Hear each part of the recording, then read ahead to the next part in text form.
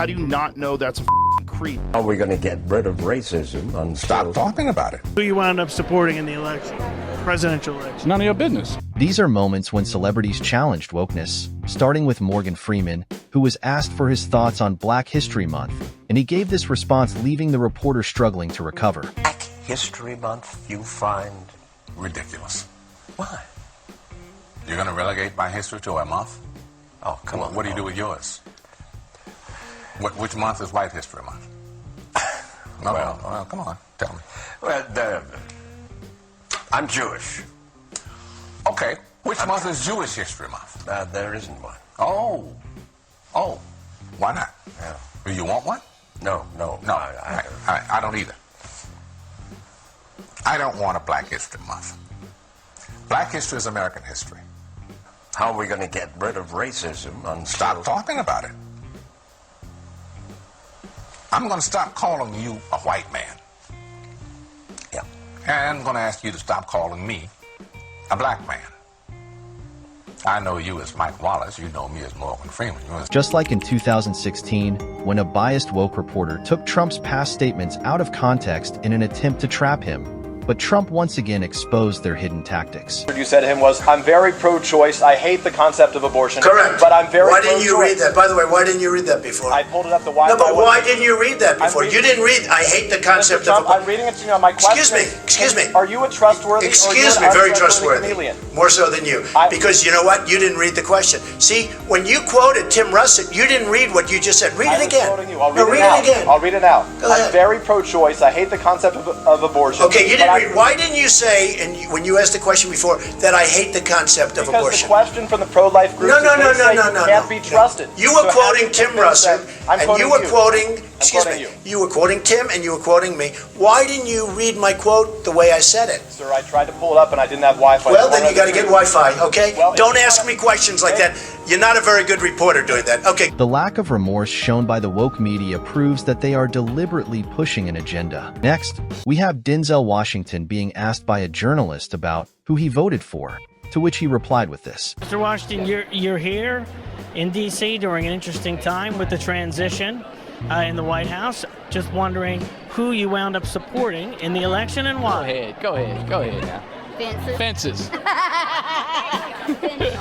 How about this? I don't know if you saw it. There's a fake news story going around. It got thousands of shares online.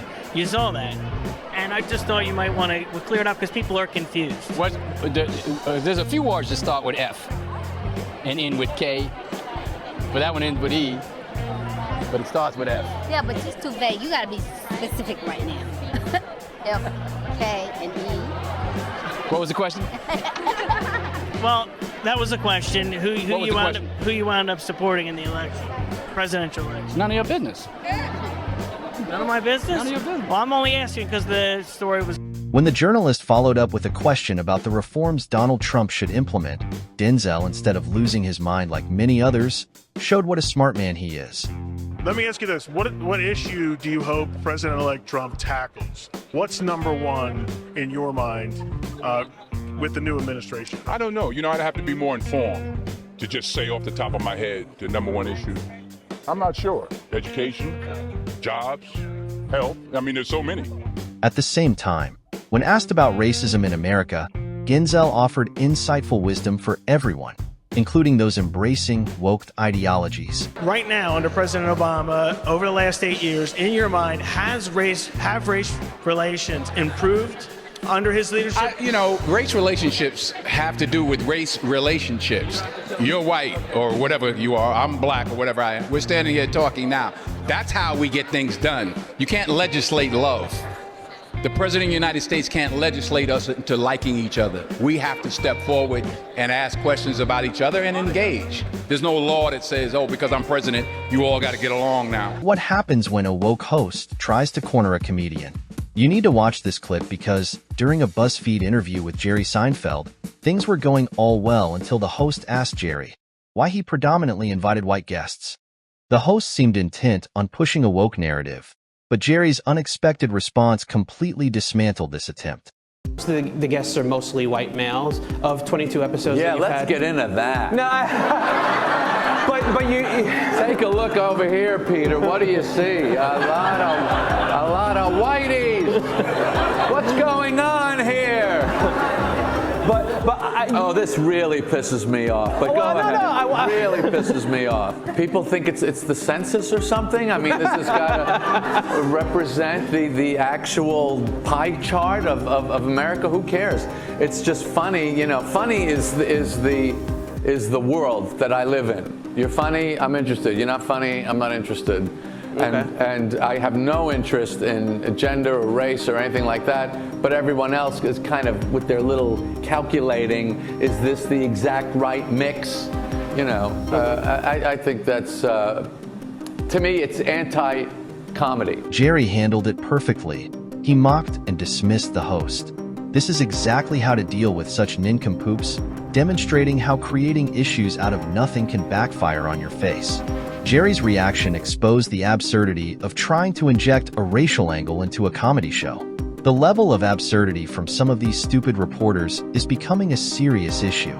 This is especially evident in an interview where Joy Reid questions Tiffany Justice. The question I'm asking is, what is the expertise that you have and other Moms for Liberty advocates have to decide that a book, an award-winning book like All Boys Aren't Blue, isn't appropriate for students to read? What is your expertise? What a tragic story of a young man who's anally raped by his adult family member. So you have incest, rape, pedophilia. Joy, you said you'd let me answer, so I'm going to answer for you. Please do. In what context is a strap-on dildo acceptable for public school? I mean, that's my question to you. Tell me what the context around the strap-on dildo or the rape of a minor child by a teacher. Hold on a second. No, wait, we're talking about public school. One moment. All right. So now you've asked me questions. Sure. I'm going to answer it. Okay. I'm going to answer your Great. question. I would love to hear that. Absolutely. Well, I'm interviewing you and you're not interviewing me. So let's just make sure it's a conversation. Okay, great. So what I'm saying to you is that as you are not an expert in this book, I don't have to be an expert to know that dildos aren't appropriate for public school. I mean, come on, let's get real. This book is a full context story, as you said, of the author's experience. Why is it your right or a Moms for Liberty activist's right to say that a parent who wants their child to have access to this book, which gives a personal experience of this author, why doesn't a liberal parent, for instance, or a parent of an LGBTQ kid, why don't they have a right for their child to just have access to this book? Why is it your right to say they can't? So, again, we're talking about incest, rape, and pedophilia. And each parent, each parent has to decide what is appropriate for their child to read. So I want you to answer, I'm going to ask you one more time. Right. What is your right to tell a parent who wants their child, who might feel seen by this story, why don't they have the right? Why don't they have the right as a parent to say, my child can have access to this book? If a child feels seen by this story, that means that they have been the victim of a predator. That means that they have either been raped by a family member, they've experienced and your proof of that is what? Reid's skepticism about Tiffany Justice, a mother of 4, having a say in her children's education is utterly nonsensical. Parents absolutely have the right to express their views on what their kids are taught. This growing tension is a major factor behind the increase in homeschooling, as more families aim to protect their children from what they see in this woke doctrine.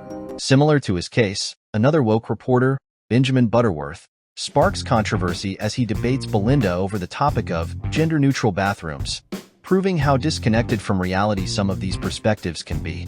Well, you don't agree with this policy from Kemi Badenoch, though. It's pretty weird in the deepest economic crisis we've had for decades that there is a government minister who is obsessing over where some people pee. I mean, Belinda, where do you think they were peeing? Don't trivialise. Why You're does it, trivialising if it's little this. to you? You don't know what it's like being about a girl at school or being I'm a not- vulnerable woman in needing a safe space to run to. I've never I'm sorry, ever said they but shouldn't no, have but them in school, you've just ever. said that it doesn't really matter because No, I of the cost didn't. of living, or why is it I so said, where do you important? think they peed? It matters to us. Where do you think they peed before? Where do I think they peed before? I've only ever known single-sex loos in nightclubs So where do you think and bars. transgender women peed before? I think there were a tiny amount of transgender There women still are. before. Now the trans spectrum has become so vast. Where do you think it they peed includes racists and pedophiles and Oh, every you are sexual deviant? No, I'm saying it now includes dare that. you say trans And people and are I didn't.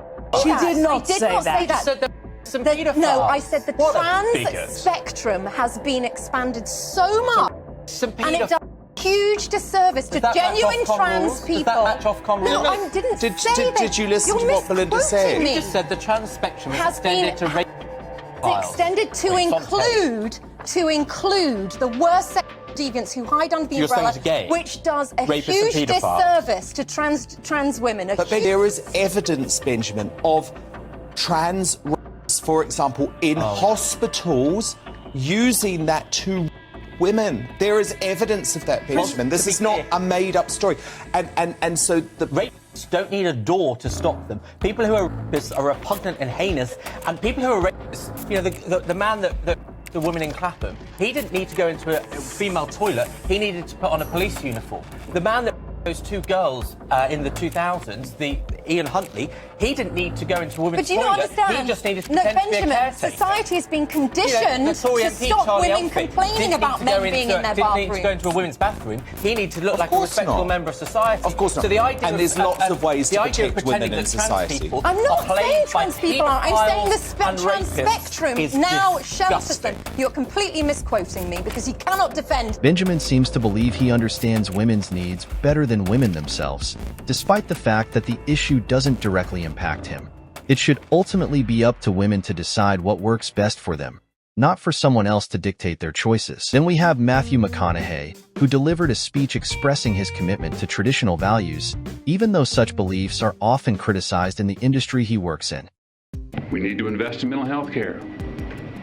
We need safer schools. We need to restrain sensationalized media coverage. We need to restore our family values.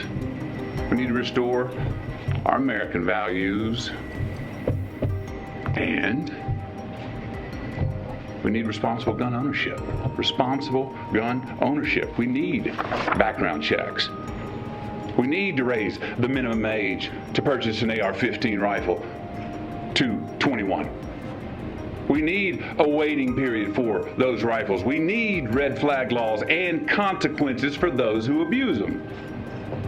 These are reasonable, practical, tactical regulations to our nation, states, communities, schools, and homes. Responsible gun owners are fed up with the Second Amendment being abused and hijacked by some deranged individuals. However, this was nothing compared to the moment when talk show host Joy Behar unexpectedly tried to paint him as anti-gun. McConaughey's reaction made it clear he wasn't pleased by that. Think you could get elected in Texas being anti-gun? Do I think I could get elected in Texas being anti-gun? One thing about if me in politics is to give you a direct statement right there is me playing a game that I'm not interested in playing. Okay, to give you a direct statement right there. Next, when a reporter attempted to trap Vivek Ramaswamy with her stupid question, and Vivek responded with a bold, unapologetic, and truly epic answer. Something that'll make you love Vivek even more. I'm not going to recite some catechism for you. I'm against vicious racial discrimination in this country. So I'm not pledging allegiance to your new religion of modern wokeism, which actually fits the test. I'm not going to bend the knee to your religion. I'm sorry. I'm not asking you to bend the knee to mine, and I'm not going to bend the knee to yours. But do I condemn vicious racial discrimination? Yes, I do. Am I going to play your silly game of gotcha? No, I'm not. And frankly, this is why people have lost trust. And I know you're going to go print the headline tomorrow. I already know this. We already know how your game works. Vivek Ramaswamy refuses to condemn white supremacy because you asked a stupid question. The reality is, I condemn vicious racial discrimination in this country, but the kind of vicious and systematic racial discrimination we see today is discrimination on the basis of race in a very different direction. You want to know what the best way is to end discrimination on the basis of race? Stop discriminating on the basis of race. Do that and we're going to move this country forward. And I don't care whether you're black or white or brown or anything in between. That's how we're going to unite this country. You people have been responsible for dividing this country to a breaking point, creating a projection of national division. I meet people from the south side of Chicago to meetings like this one of every shade of melanin, multiple, from man to woman, doesn't make a difference, who are hungry for reviving unity in this country. And you, with your catechism that you try to get just politicians to whatever fake headline you're going to print on the basis of this conversation tomorrow, that's what's dividing this country to a breaking point. Shame on you. These fake news channels are largely responsible for the growing social and political divide in this country, often promoting misleading narratives to serve their own agendas. That's why it's so satisfying to watch someone like Vivek Ramaswamy confidently stand up and challenge the nonsense of woke culture with clarity. While Vivek showed his frustration, Pierre Poilievre reacted differently when confronted with tough questions from a reporter. The reporter attempted to trap him with a series of sharp accusations, but Pierre turned the situation around using sharp wit and undeniable facts, leaving the reporter struggling to recover. I mean, in terms of your sort of strategy currently, you're obviously taking the populist pathway. What does that mean? Well, appealing to people's more emotional levels, I would guess. I mean, What do you mean by that? certainly you tap very strong ideological language quite frequently. Like what?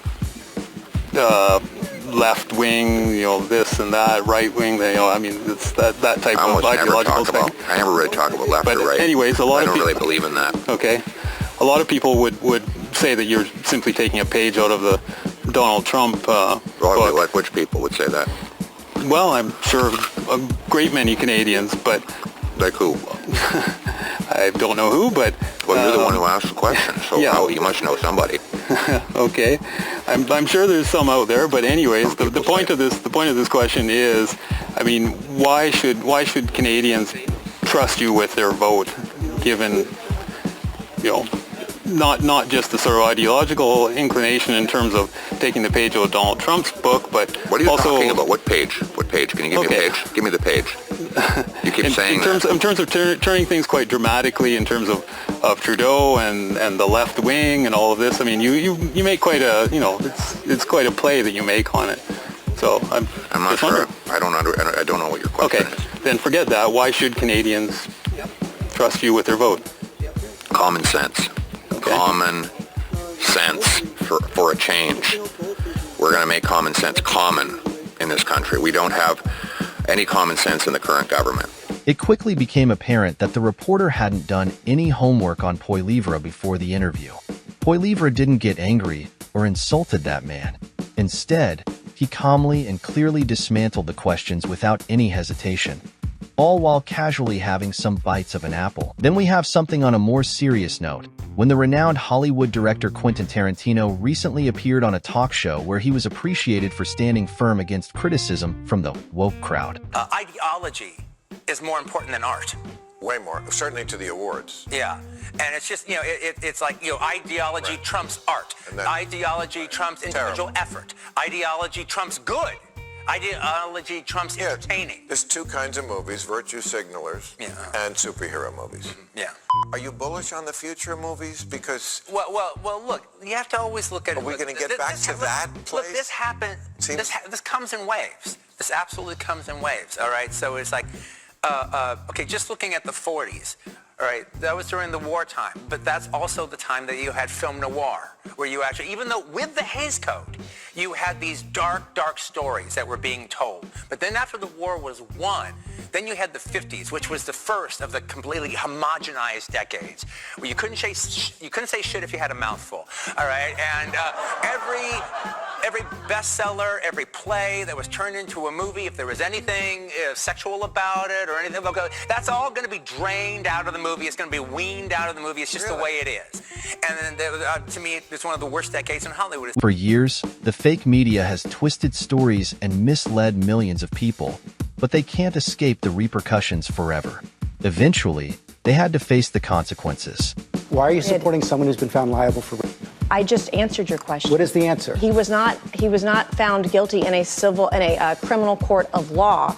It was sexual abuse. It wasn't actually rape, by the way. And E. Jean Carroll joked about all the money she's going to get and made a mockery out of this case. And I think that's offensive. There's a reason why women don't come forward. And when you have someone who says that and make a mockery out of this civil court judgment, it's offensive to other women. It makes it harder for other women to come forward when another woman has made a mockery of it. You said women don't come forward because they are afraid. They are afraid because they are defamed and shamed, by those like you're trying to shame me this morning. They are afraid to come forward, as you said, because they are defamed by those who commit the.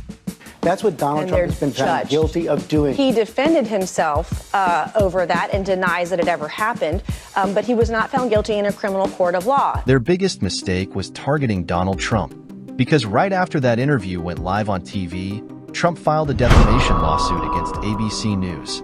Fast forward to today, the case has been settled, and ABC News was forced to pay a massive $15 million to resolve the lawsuit, while George Stephanopoulos had to issue a public apology. The same fake media has spent years attempting to leg pull Donald Trump, but they've failed badly every single time. We have another moment of Denzel Washington passionately addressing the issue of misinformation. Of too much information, the polarization of the electorate, a meaner spiritedness. False information as well, because the whole fake news thing. Pick one. It's not just one. That's the flavor of the day. Every day is something else. People have to understand, are you using your device or is your device using you? Can you put it down? Can you turn it off? You're talking about literally the places people get their information from. I don't care what information. Pick one. Phone, television. You know, it used to be news. Now it's opinions. Oh, glasses. We have 3 experts on the right, 3 on the left. Let's discuss. Ooh, light bulbs. We have 3 experts on the right. That's not news. That's opinions. Well, over and over and over. Cycle. What is the long-term effect of too much information? If you're sitting there and you're thinking it's the gospel, what I'm saying to people is, to all of us, I'm not knocking the phone. What I'm saying is we have to understand, we have to at least ask ourselves, around the world, you here in England, wherever you are, what is it doing to us? Another example occurred on ABC News when Jonathan Karl tried to corner Trump by questioning Republican Senator Tom Cotton about Trump's pro-life abortion stance.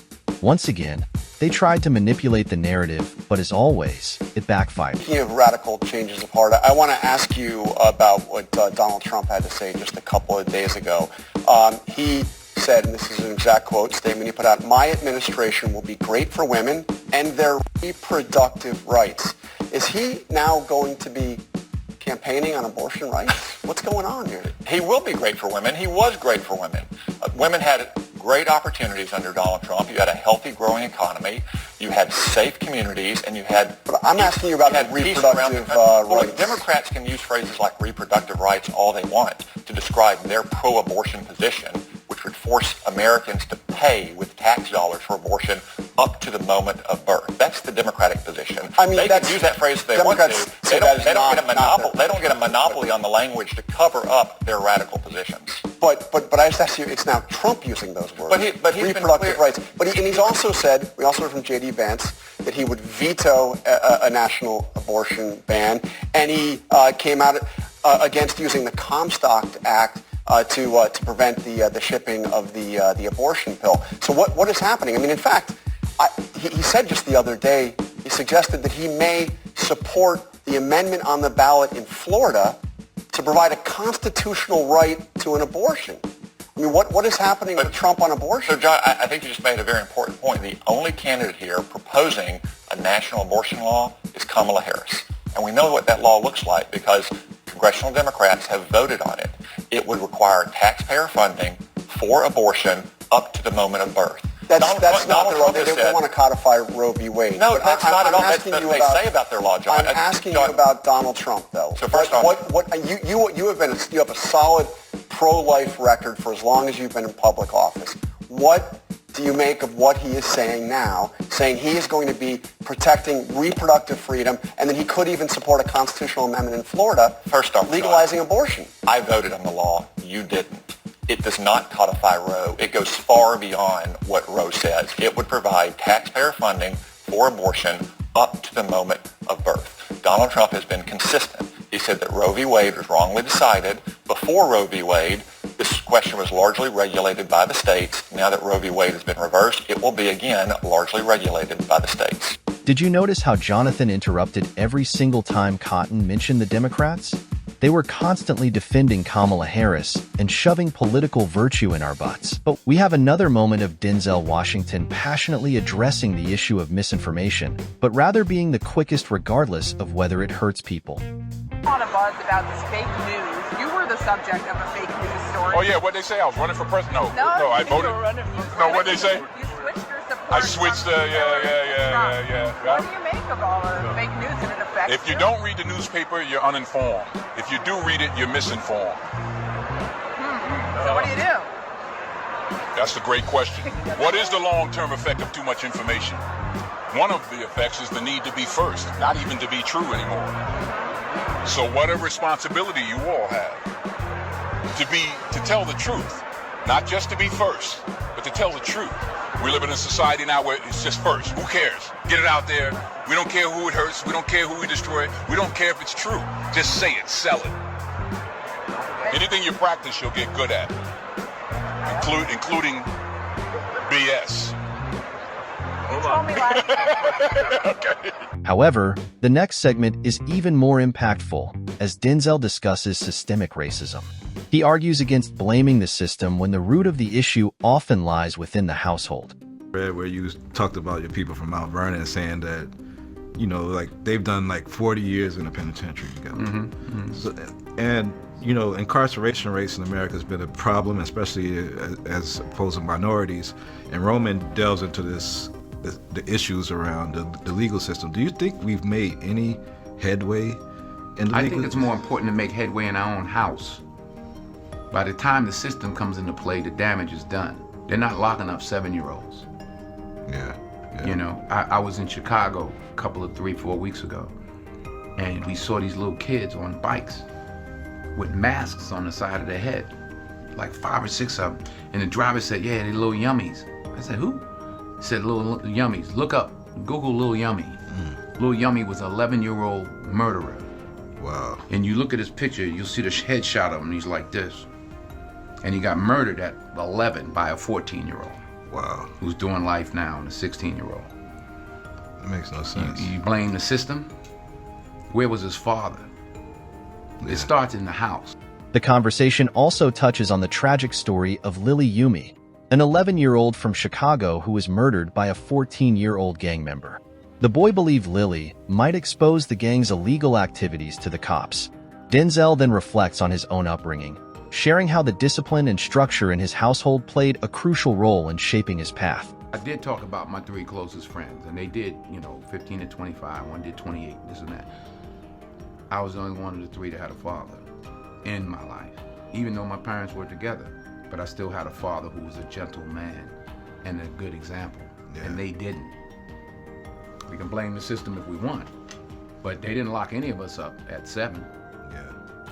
We were all doing enough to get locked up at 13. My parents sent me in another direction. They didn't have anybody to help them, and they kept doing what they was doing, and the system got them. So I don't, the system is rigged, but why, all the more reason not to help it. If you enjoyed this video, check out my other videos and let me know what do you think about this topic.